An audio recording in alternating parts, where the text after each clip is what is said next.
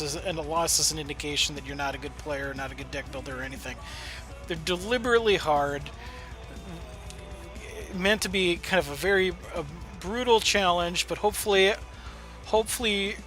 one that's reasonable to conquer, because my decks don't change, so you can specifically hate on different encounters if you want, and so you can study your enemy and build something to beat me if you want. So, Stigma, I hope you're not feeling like picked on by the dungeons or anything, that I'm like trying to clobber you or anything, because that's obviously absolutely the polar opposite of what my intention is for the show.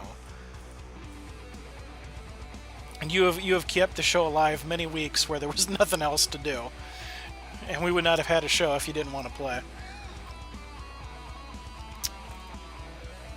And Tribunal Magistrate's client crashed. Ducklet. Yes, Ducklet. That's right, Ducklet's on the list. Someone needs to be a 2-time winner.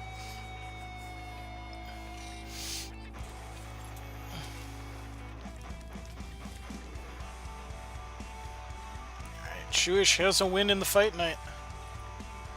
Let's Fate Weave for a resource. That's right. I have to go through my list again of of as many people as I can remember who are prior winners. I know there's Goliathus, Pandemica, Ducklet, are 3, but there's more than 3. And if you are a prior grand prize winner, I need to send PMs to private messages on the forums to those of you who I remember, and I will probably do that at some point over the weekend. I'm just going to send you, because I want to do player cards for grand prize winners, as I mentioned earlier in the stream. And during intermissions, rather than just a static screen, I want to do a slideshow of grand prize winners. Just a little bit of information on you, some trivia to add kind of the fun of it.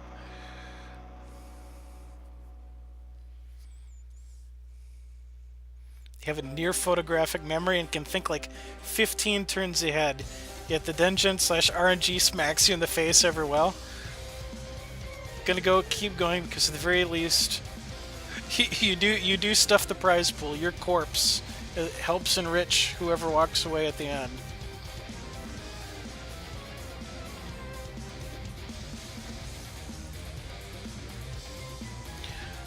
And if there's any basic, staple cards that you need for a deck, commons and uncommons, let me know, because usually I have far more of those than I need, and I can hook you up with stuff. I can't do that for Dead of Winter right now, because I'm very far away from having my basic playset, but, later on, when I have more stuff, I'm usually able to give out a fair amount of commons and uncommons.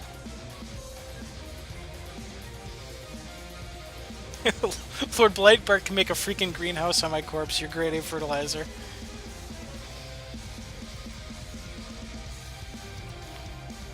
It is a verifiable and undisputable fact that nobody has more dungeon runs under their belt than Stigma Buster. Stigma Buster, by a very healthy margin, is Dungeon Masters of Entrath's most regular viewer. He's here like every single stream, and because he's here for like every single stream, has had very little competition on some days to have dungeon access to the dungeon and get some runs in. So nobody has fought the Dungeon Master more than Stigma Buster. Yeah. I think I'm swinging here. Yeah, technically Thrawn has made the most runs. That's because Thrawn has to, or there's not a run. But you're correct.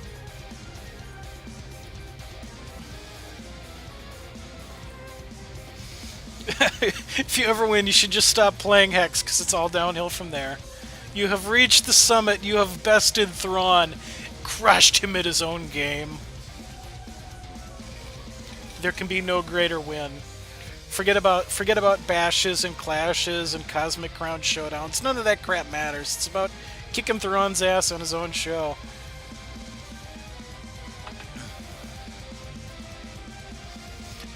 If we're counting runs without Thrawn, I may be in the running for most runs. Yeah, I think you would have.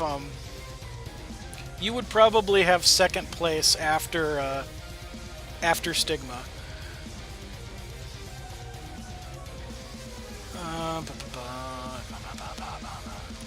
Get weaker.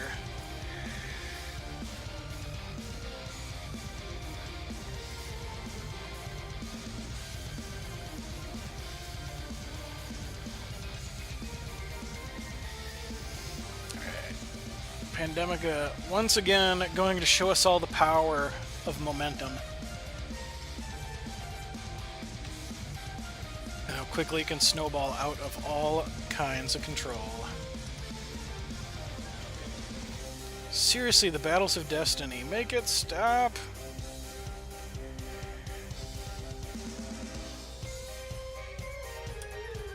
Yeah, I'll seek some fortune.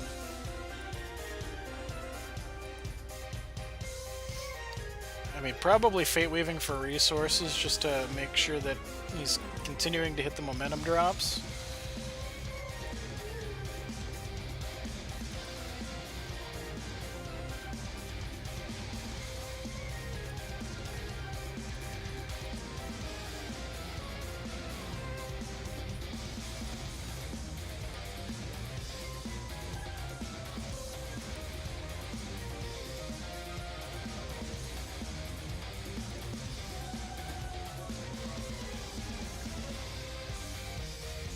So play the Voracious Zombie, pass it over here.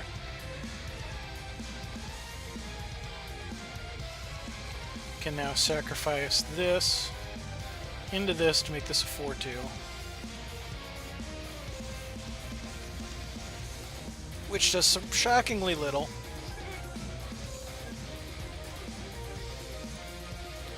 This another troop you control gets +1/+1 and battles up to one target. That Rowdy Ringmaster's so good.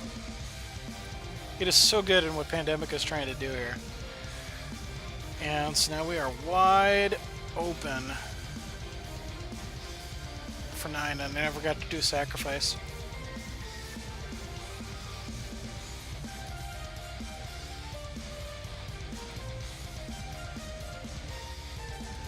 Seek some adventure. Probably need. I don't think there's much for hard removal in this deck. So just gotta kind of stand here in an awkward stance.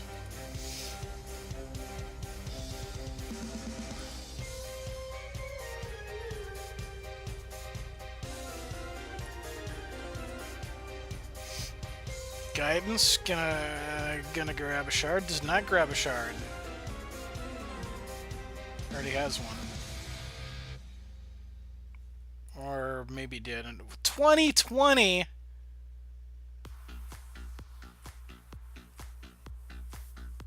That's ridiculous. Pandemica with the Super Saiyan Bright Hammer Adept. Just casually gonna slap us in the face for lethal damage. You know, we're not even gonna block it. We're just gonna say, you know what? Screw you, Ringmaster. You're dead. We may be dead, but we're taking you down with us. So Pandemica effortlessly pounds into the dirt the zombies guarding the entrance to the dungeon, and now has to make the decision. Is he going back to room 15 and taking the same path that he fought his way through earlier in the evening? No, he says, go west, young man. He is taking a different track, and he is going to go towards room 10. Alright, so what awaits our fearless challenger in room 10? We'll find out in a second, because I don't have the decks memorized. 10 is Technophobia, the fear of technology.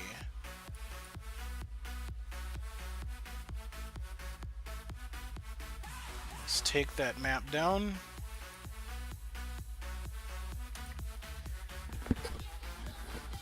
So, what shall we see from Pandemica next? Are we going to see more of Balthazar? Are we going to see some verdict action? Are we going to see a deck Pandemica has not yet brought out to play tonight? We are going to see another round of momentum. This is fine.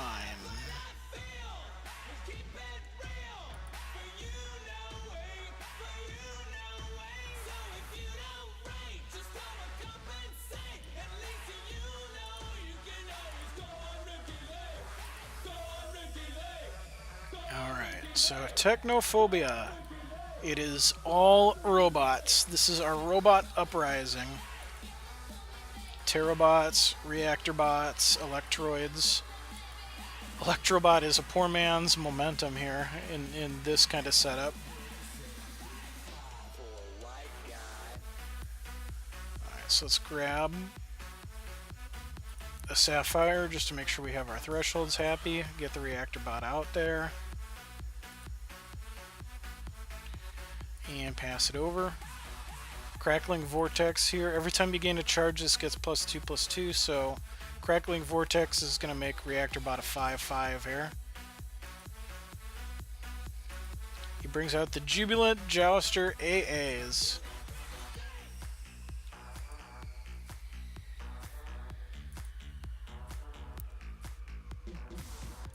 Alright, let's crackling up in here. Swing for 5. You gonna give up your Jouster, or are you gonna take that? You're gonna take that. Yeah. Alright. Get Electroid down. Terabots now cost 5 a pop, because they get cheaper for every artifact we have out in play.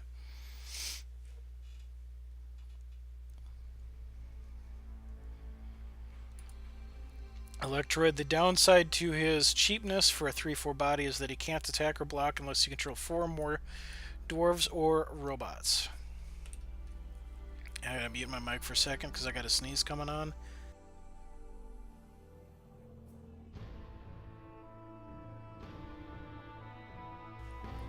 Ooh, I did not want to blow out anybody's ears there.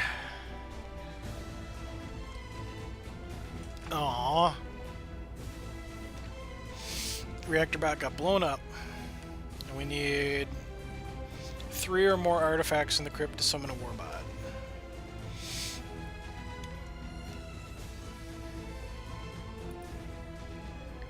Alright, sadly in a bit of a rut now. I need to seek some adventure and find some other things, because otherwise Electroid's just kind of awkwardly sitting out there with nothing to do. He's very shy. He needs friends, or he can't function.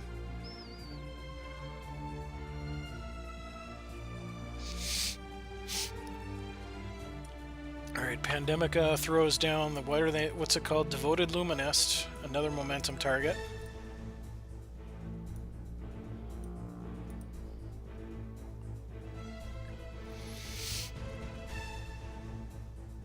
Seeking guidance. So they're on any Thanksgiving plans. Not too much. Tomorrow morning / early afternoon, I'm planning on watching the Minnesota Vikings game, since I do live in Minnesota and I'm a Vikings fan. After I get my football fix in the afternoon, got family gathering with my mom's side of the family. So just be hanging out, having dinner with the fam for a while. Black Friday, you know, office is still closed. I don't have to work, so I'm going to be doing some, as I mentioned earlier, some Dungeon Masters of Entrath earlier in the day to try to give the European crowd a chance to play on Friday, and just doing some other miscellaneous events, because I haven't gotten to play all that much Limited yet. But outside that, I recently got an Xbox One X not that long ago, and I splurged and bought a few too many games on Black Friday sale. So I've got Assassin's Creed Origins that I've been playing through. I have Star Wars Battlefront that I've been playing through, or been playing online. I bought the BioShock Remastered Collection because those 3 BioShock games were a grand total of $20. And they, even though they're not explicitly Xbox One X enhanced, they still look very pretty. So just probably gaming my brains out more than is realistically healthy is kind of the plan for the weekend. It's gonna be low key. I'm not traveling anywhere really, so it'll be nice and relaxing. Be careful with their Battlefront game; they'll take all your money. Well, they turn microtransactions off, so they can't take all my money. I've put like 20 hours into that game so far, and I've had zero temptation to buy any loot boxes, even if I could. Alright, so Pandemica has the option of going up to room 4 or down to room 13. After easily smashing down the paltry robot resistance, he wanders deeper into the dungeon, wondering what fate befalls him in the next room. Number 4.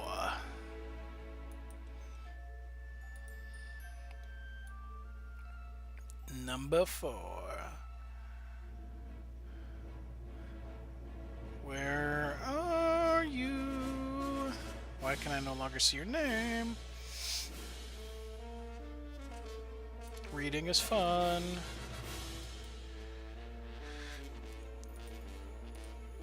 Alright, room number 4. Oh, this will be fun.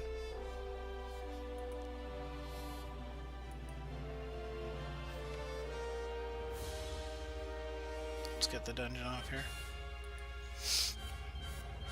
Room number 4 is Melophobia. Melophobia is the fear of music,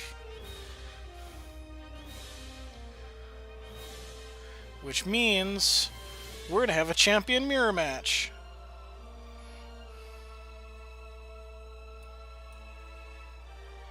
Although I think the power level of Pandemica's deck is a little bit higher. We're going to go ahead and keep this. So we have a drummer and we have a lyricist to get the music off to a good start.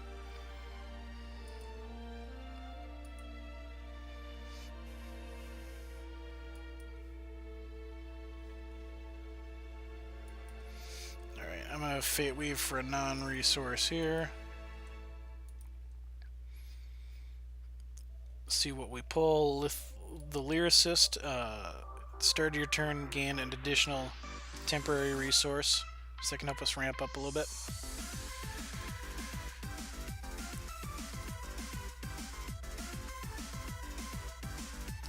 Between new set and rock tournaments going off regularly, you're surprised no one has taken down the dungeon yet.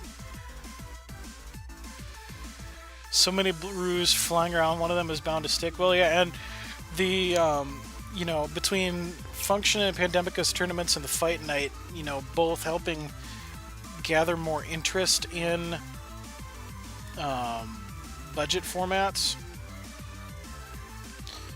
that would also, you'd think, okay, there is Alpha Allegiance here. I'm going to go ahead and Fate Wave for a non-resource again. And then slap down a Storm Drummer to try to give it a battle ability. And that might help us take out a Momentum Troop. But yeah, there's a lot of people brewing right now, and that also works for me in my format of, you know, I've stuck a lot of my dungeons to common and uncommon only, so you're not really wasting your time if you have a deck for that. A deck you have for that is going to work for my stream here, and you're just kind of taking your deck and playing it in a different format. I do want to do some dungeons that are more kind of experimental and weird in their formats, but I also feel like it's important that I have as established a following for my show as possible before doing that, because I want people to be excited about that and put the time into making decks and not show up and go, well, that format's weird, and then just leave. Yeah, we're gonna play Spring Dancer. Spring Dancer's gonna do the Dance of Death and sacrifice herself to take out the adversary here. And we're gonna beat the other Balthazar in the face with our drummer and throw down another drummer.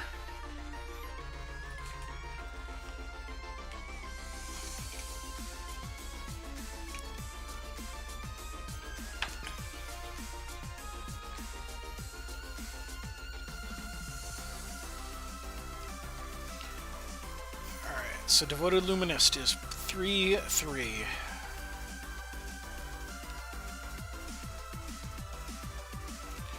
That is a resource, which does not really help. Runic Fury gives a troop +3/+1 and Crush.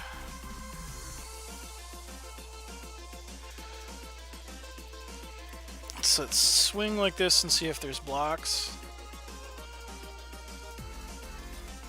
No blocks.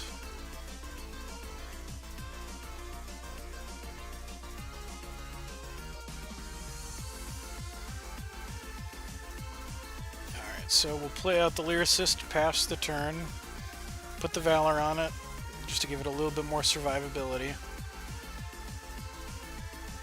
Now next turn, if the top card of your deck is a resource, play the top card for free, otherwise draw a card and gain 2 health. So we'll be able to use that next turn.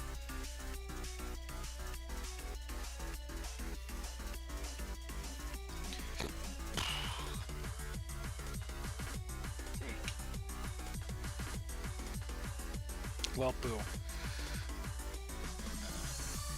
Kind of have to let that happen, because smashing to the ground for 1's not going to do anything.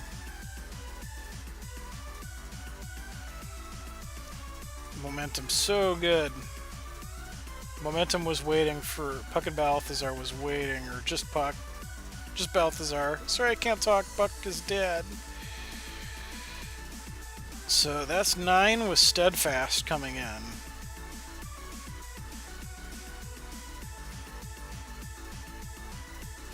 There's Balthazar. Balthazar's like, what the F did I just walk into here?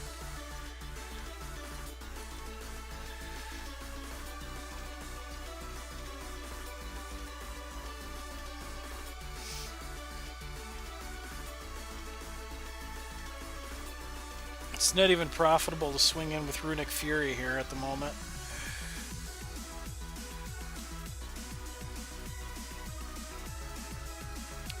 So now what? The worst part is Dreams and equip is Balthazar's Tears. He bottles that shit up. Makes his enemies suffer. You made me cry, here, have this.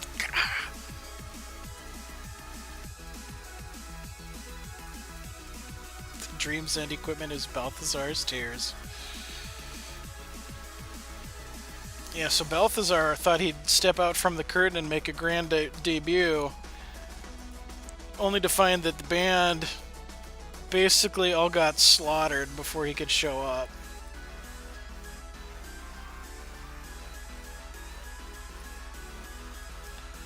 So that doesn't even make that big enough to take that out.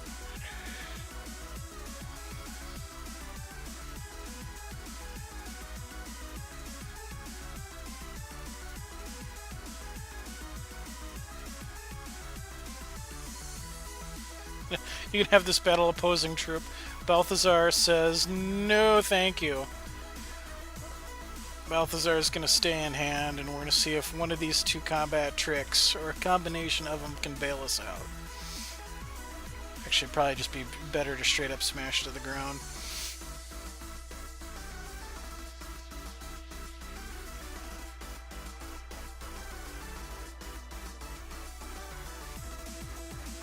Oh, come on.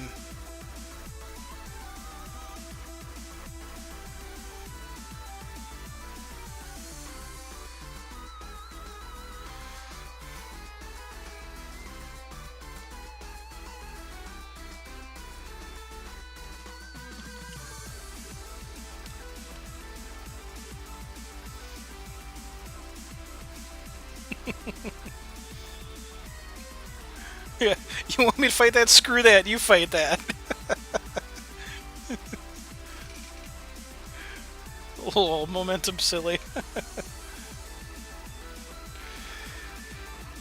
Yeah, so, you know what? We're not going to waste combat tricks when that's not going to work.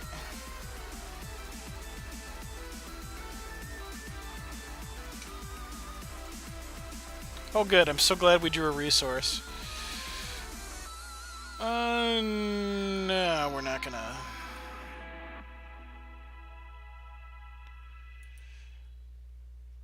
Can't even really smash to the ground profitably. So, if this is a resource, we're dead. And actually, Balthazar has to block that anyway, or it's just death. Or it's just death. Balthazar gets taken out. Is this target troop? Yep, this is target troop. So let's just die more. Let's die on our own terms.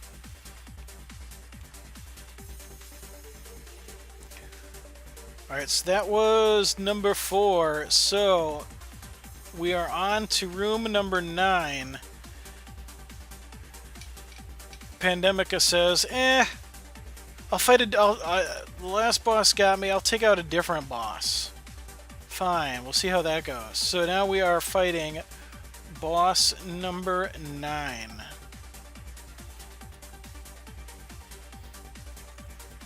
Let's see what you got. Show me what you got. Can you take out room number 9?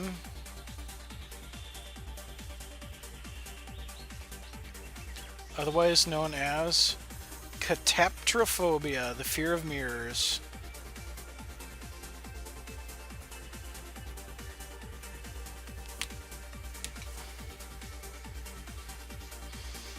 Out after this game, lots to do tomorrow. Well, thanks for stopping by. Now, can I hold off Pandemica twice in one night?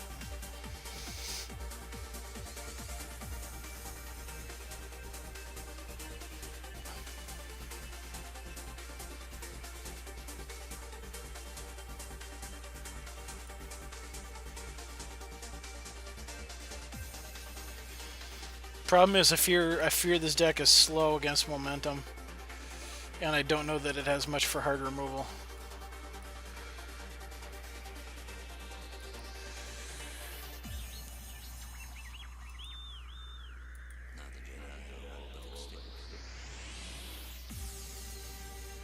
So we have Windborne Ascension, we have Night Sky Prophet, we have Replicator's Gambit in here. Put a troop in your deck, it gets deploy, summon 6 copies of it and draw a card. And Mirror Mirror, summon a copy of up to 2 target cards. But again, for the low price of 6, which feels prohibitively expensive against momentum. Yeah, momentum hits like a truck.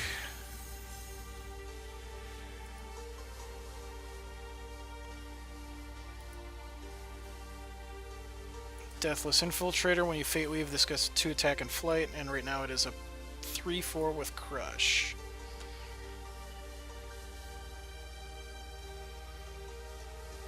Oh, it's Crush and flight because of Windborne Ascension.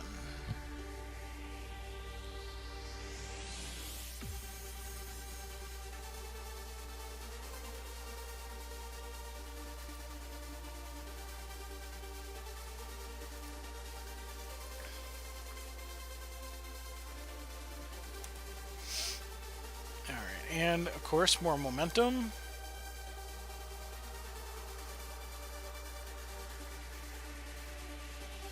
Let's let's get the Night Sky Prophet out here. Part of you wanted to see Pandemica streaming his side. So you get the two-hand view. Like the replay mode, but live.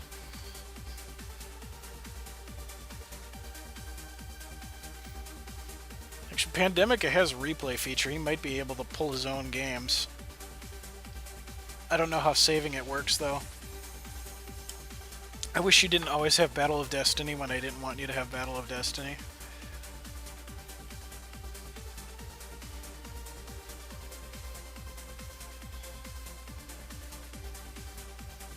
See, every time I think, well, you know what, Ron, maybe you made the dungeon too hard. Then a deck shows up and like Momentum and clowns me. So so then I remember, oh, okay, you don't need to feel bad about putting in the rares that you do. I'm not going to do Replicator's Gambit on that because I don't want to be naked to... Yeah, like, that deck is clearly designed to constantly hit the shard drops all the time.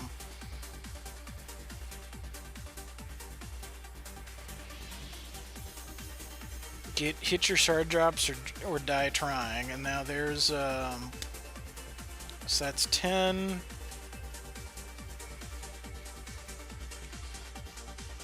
And that is 10 damage.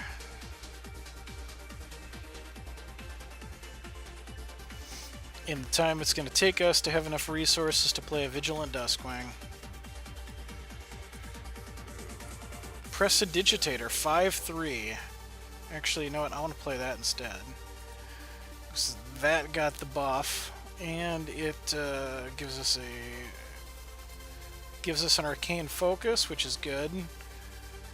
Try to find something that maybe can save us. Alright, Lanapaw's Sight. Not immediately helpful, but better than nothing.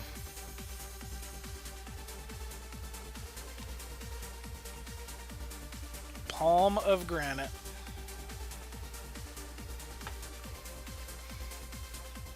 So that one plus... Oh, dear Lord.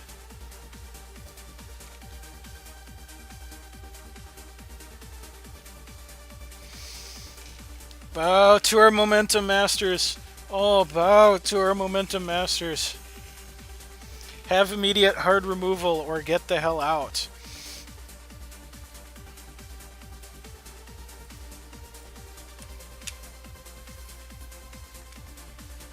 Boom. Alright, so Pandemica has one final decision to make. Pandemica at this point has officially cleared the dungeon and has knocked off that branch. But